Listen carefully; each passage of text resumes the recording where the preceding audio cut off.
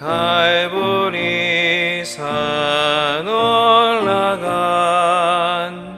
주를 생각할 때에 나의 받는 괴로움을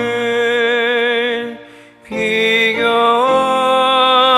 수 없으리. 십자가를 지고서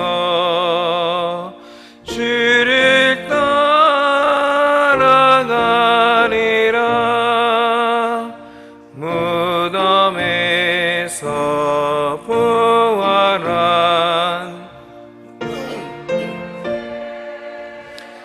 할 때에 환난이나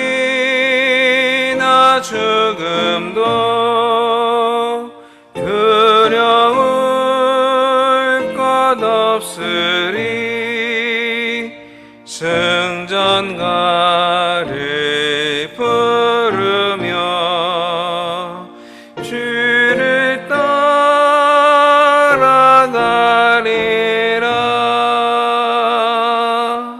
아멘. 오늘 보실 하나님의 말씀은 로마서 2장 12절에서 16절까지의 말씀입니다. 신약성경 241페이지에 있습니다. 로마서 2장 12절에서 16절까지의 말씀입니다.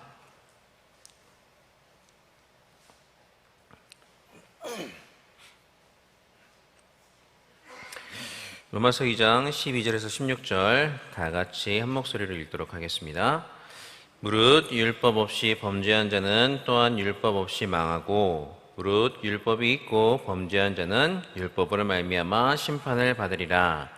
하나님 앞에서는 율법을 듣는 자가 의인이 아니요 오직 율법을 행하는 자라야 의롭다 하심을 얻으리니 율법 없는 이방인이 본성으로 율법의 일을 행할 때에는 이 사람은 율법이 없이도 자기가 자기에게 율법이 되나니 이런 자들은 그 양심이 증거가 되어 그 생각들이 서로 혹은 고발하며 혹은 변명하여 그 마음에 새긴 율법의 행위를 나타내느니라.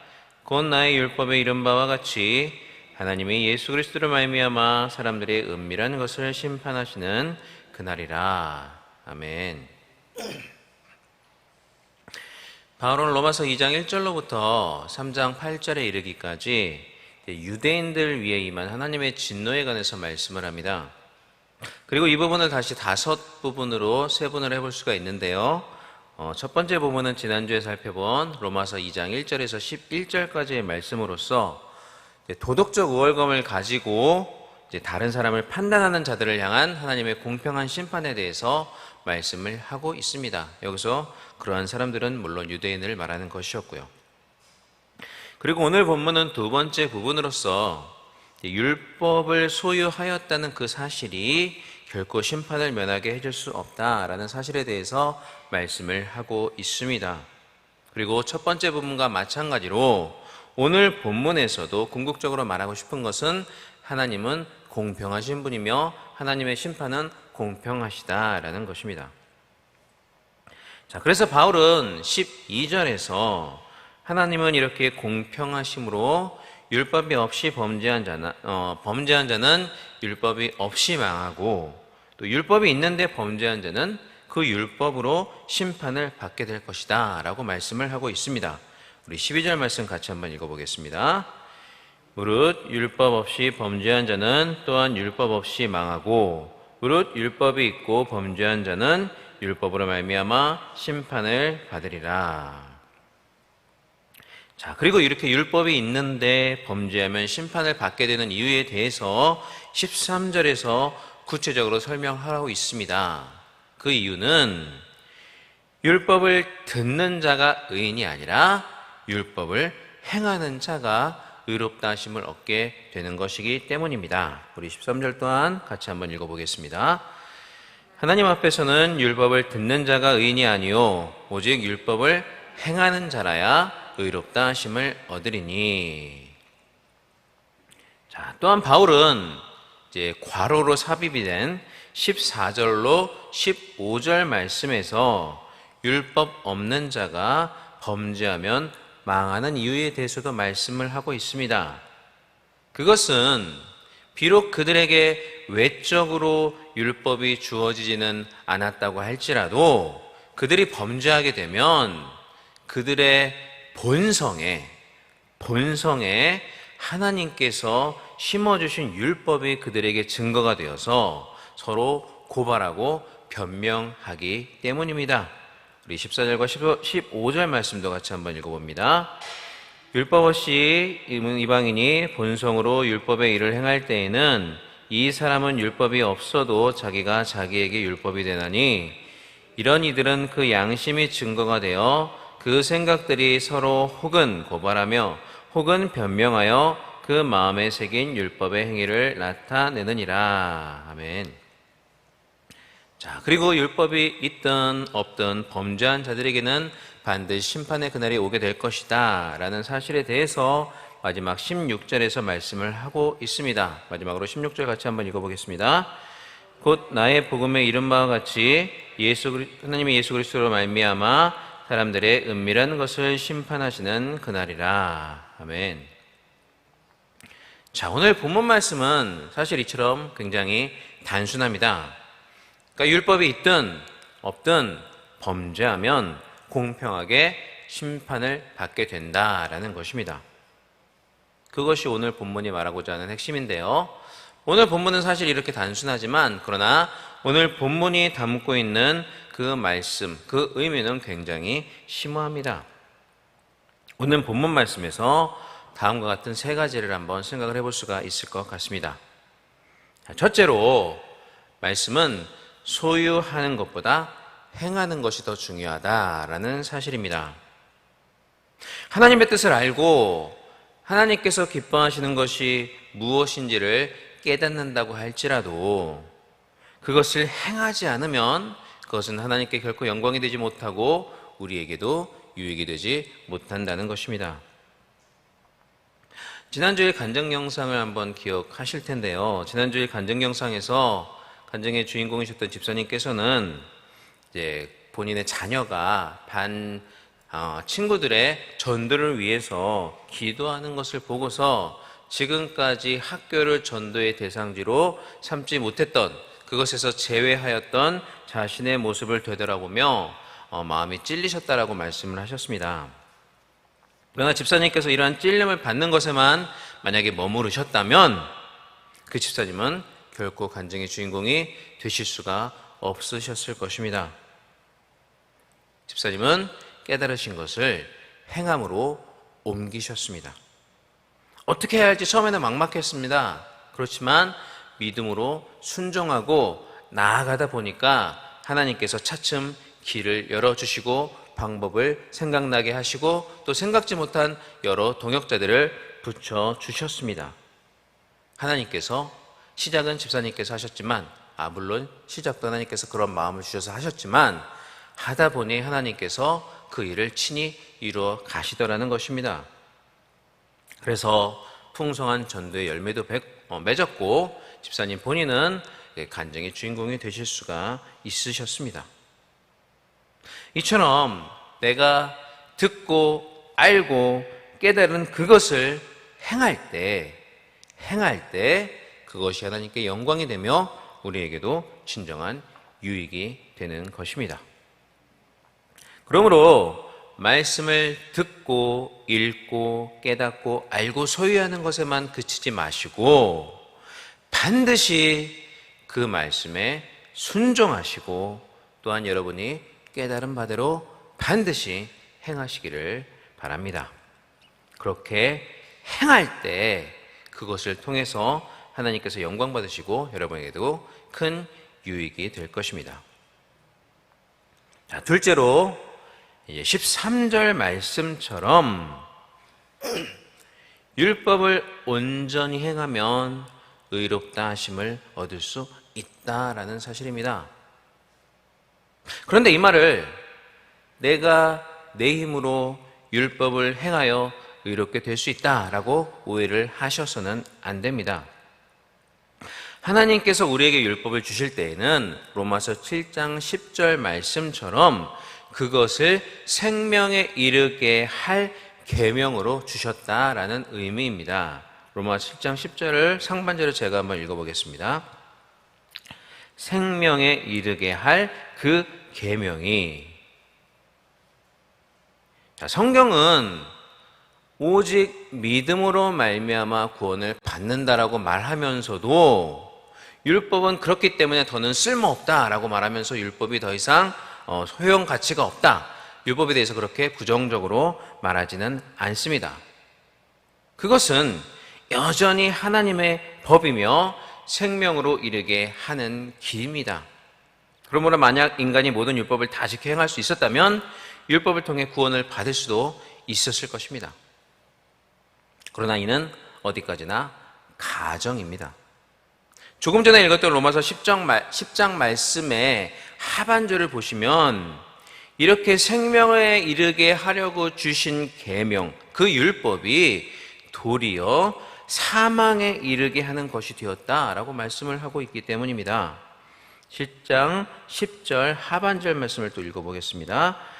내게 대하여 도리어 사망에 이르게 하는 것이 되었도다. 그러니까 생명에 이르게 하려고 주신 계명인데 그것이 내게 대하여, 우리에게 대하여 도리어 사망에 이르게 하는 것이 되었다라는 말씀입니다. 자, 그렇다면 생명을 위해서, 생명으로 이르게 하려고 주신 율법이 이렇게 사망에 이르게 되어버린 것은 과연 무엇 때문일까요? 어떤 이유 때문일까요? 이 율법 자체가 불완전하거나 연약해서 그런 것일까요? 그것은 바로 우리의 죄 때문입니다. 그래서 로마서 7장 10절은 다음과 같이 말씀합니다. 죄가 기회를 타서 계명으로 말미암아 나를 속이고 그것으로 나를 죽였는지라. 자, 그러니까 이것을 좀 쉽게 정리를 하면 이 율법이란 것은 생명을 위해 주신 것이기 때문에 만약 인간이 모든 율법을 다 지켜 행할 수 있었다면 율법은 구원으로 인도하는 생명의 길이 될 수도 있었지만, 그러나 인간의 죄로 말미암아 이 생명의 길이었던 율법이 도리어 인간을 사망으로 인도하는 것이 되어버렸다라는 그런 의미입니다. 그렇기 때문에 하나님께서는 율법을 지킴으로써 의롭게 되는 방법이 아니라 이제 예수 그리스도를 믿음을 통해서 의롭게 되는 새로운 언약의 길을 우리에게 제시해 주신 것입니다. 자, 그러나 이렇게 새로운 언약의 길, 새로운 구원의 길이 제시되었다라고 해서 율법을 통해서 의롭게 되는 하나님의 방법이 완전히 폐하여졌다라고 우리는 볼 수가 없습니다. 우리를 대신해서 예수 그리스도께서 율법을 행하여 그것을 완성하시고 그것을 통해 의롭다 하심을 얻는 방법을 완성해 주셨기 때문입니다. 자, 예수님께서 이 땅에 오셔서 하셨던 일이 두 가지가 있는데요. 첫 번째는 십자가에 달려 돌아가신 일이고, 두 번째는 율법의 모든 요구를 이루신 것입니다. 먼저 예수님은 십자가에 달려 돌아가심으로써 우리가 담당했어야 될 죄의 책임, 그 죄책을 담당해 주셨습니다.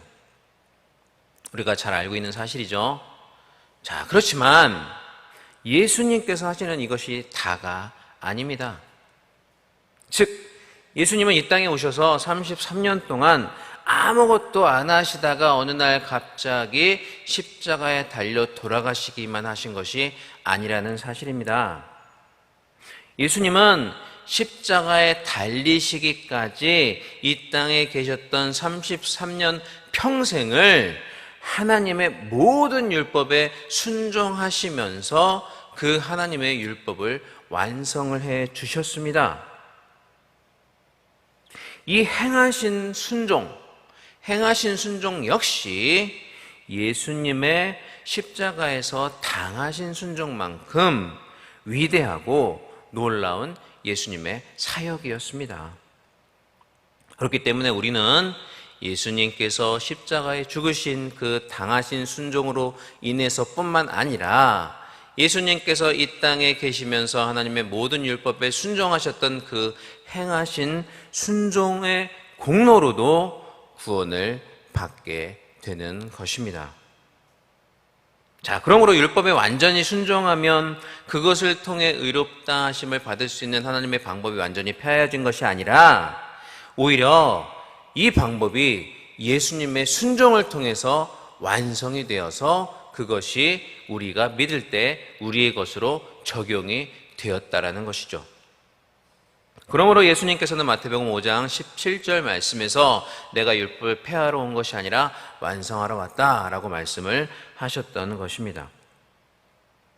그리고 예수님은 자신이 완성하신 이 율법의 순종을 그분을 믿는 우리들에게 적용해 주셔서 우리의 것이 되게 해 주셨습니다.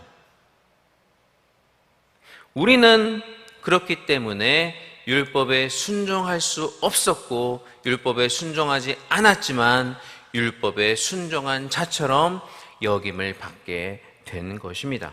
그리고 그것을 통해서 의롭다 하심을 얻게 된 것입니다. 자, 이렇게 아무것도 하지 않은 자가, 아니 아무것도 할 수 없었던 자가 모든 것을 한 자처럼 여겨지게 되었다는 것이고요. 그래서 우리는 그것을 은혜라고 부르는 것입니다. 그리고 이런 의미에서 율법을 행하면 의롭다 하심을 얻을 수 있다라고도 말씀을 드린 것입니다. 자, 마지막으로 하나님께서는 모든 인간의 본성에 율법을 심어주셨다라고 말씀을 하셨습니다. 그렇기 때문에 로마서 1장 20절이 말하는 것처럼 어떤 사람도 핑계할 수가 없는 것입니다. 외적으로 율법을 받은 것은 오직 이스라엘 뿐이었지만 하나님은 모든 사람의 율법을 심어주셨기 때문입니다. 그렇기 때문에 우리는 하나님의 심판을 공평하다라고 말할 수가 있는 것입니다. 오늘 말씀에서 우리는 공평하신 하나님과 은혜로우신 하나님의 동시에 발견합니다. 그러므로 이렇게 공평하시면서 동시에 의로우신 하나님께 먼저 감사드리셨으면 좋겠습니다. 그리고 무엇보다도 여러분들이 알고 깨달으신 것을 즉시 순종하시기를 바랍니다. 종교개혁자 칼빈은 자신의 인장에, 도장에 나의 심장을 주님께 드립니다. 즉시 그리고 신실하게 라는 문구를 새겨 넣었습니다. 자신을 이끌어갔던 평생의 말씀이 바로 이것이었던 것이죠. 사랑하는 여러분, 우리도 그와 같이 즉시 그리고 신실하게 우리가 알고 깨달은 것들에 순종을 해야 할 것입니다. 그리고 신실하게 우리가 알고 또한 깨달은 것들에 대해서 하나님께 감사해야 할 것입니다. 그러한 신실하고 즉각적인 감사와 순종을 통해서 하나님께서는 여러분을 통해 온전한 영광을 받으실 것이고 여러분들에게도 충만한 축복으로 함께 해 주실 것입니다. 그러한 여러분이 되시기를 주님의 이름으로 간절히 축원합니다. 기도하겠습니다. 하나님 아버지 감사합니다. 누군가는 피곤하여서 잠들어 있는 이 깊은 새벽에 우리를 깨워주시고 이렇게 현장에 나와서 또는 유튜브로 같이 예배드리며 하나님의 말씀을 듣고 하나님께 영광 돌릴 수 있도록 우리와 함께하여 주심에 진심으로 감사를 드립니다. 하나님, 우리에게 주님의 말씀을 듣고 알고 깨달을 수 있는 은혜를 먼저 허락하여 주시옵소서. 그러나 듣고 알고 깨닫는 것에 그치는 것이 아니라 듣고 알고 깨닫는 즉시 그 말씀에 순종할 수 있는 은혜 또한 허락하여 주시옵소서. 또한 당하신 순종과 행하신 순종으로 우리의 구원을 이루어 주시고 그것을 나의 것이 되게 하여 주신 주님의 은혜에 감사드립니다. 그 은혜를 알고 깨달은 만큼 하나님께 감사하고 하나님의 영광을 위해 일평생 헌신하며 순종의 삶을 사는 우리가 될 수 있도록 주님 함께하여 주시옵소서. 또한 하나님, 이 시간 주님 앞에 나올 때 귀한 예물 드린 성도님들 계십니다. 이 예물들 여러 제목으로 하나님 앞에 드렸습니다. 그 기도의 제목마다 하나님께서 다 알고 계시리라 믿사오니 그 기도의 제목이 반드시 이루어지도록 주님 함께하여 주시고, 이 예물들이 하나님께만 영광이 되게 하여 주시며 천배만배의 축복으로 갚아주시는 놀라운 축복이 모든 각 가정마다 헌금을 드린 주님의 귀한 권속들마다 임하게 하여 주시옵소서. 또한 이 예물이 쓰이는 곳마다 주님의 영광만이 드러나는 온전한 은혜의 역사가 일어나게 하여 주시옵소서. 감사드리며 이번의 말씀 우리 주 예수님 이름으로 기도하옵나이다. 아멘. 하늘에 계신 우리 아버지여, 이름이 거룩히 여김을 받으시오며 나라의 마옵시며 뜻이 하늘에서 이루어진 것 같이 땅에서도 이루어지이다. 오늘날 우리에게 일용할 양식을 주옵시고 우리가 우리에게 죄 지은 자를 사하여 준 것 같이 우리 죄를 사하여 주옵시고 우리를 시험에 들게 하지 마옵시고 다만 악에서 구하옵소서. 대개 나라와 권세와 영광이 아버지께 영원히 있사옵나이다. 아멘. 우리 이 시간 다 같이 기도하겠습니다. 먼저 교회와 우리 담임 목사님을 위해서 기도해 주시기를 바랍니다. 특별히 내일 능력의 말씀을 선포하실 수 있도록 기도해 주시고, 또 먼 길 귀한 자리에 가셔서 말씀을 선포하셔야 되는데 그 말씀의 현장에서도 은혜가 넘치시기를 위해서 기도해 주시기를 바랍니다. 그리고 약속의 말씀과 5가지 기도 제목을 놓고 기도하시고 오늘 우리에게 주신 말씀 붙잡고 이 시간 기도하겠습니다. 다 같이 기도하겠습니다. 사랑과 은혜가 많으신 우리 하나님 아버지, 은혜와 사랑을 진심으로 감사를 드립니다. 이 시간 우리를 붙잡아 주시고 귀한 주님의 존전 앞에 나와서 하나님 앞에 예배드리고 영광 돌릴 수 있는 은혜를 허락하여 주심을 진심으로 감사를 드립니다.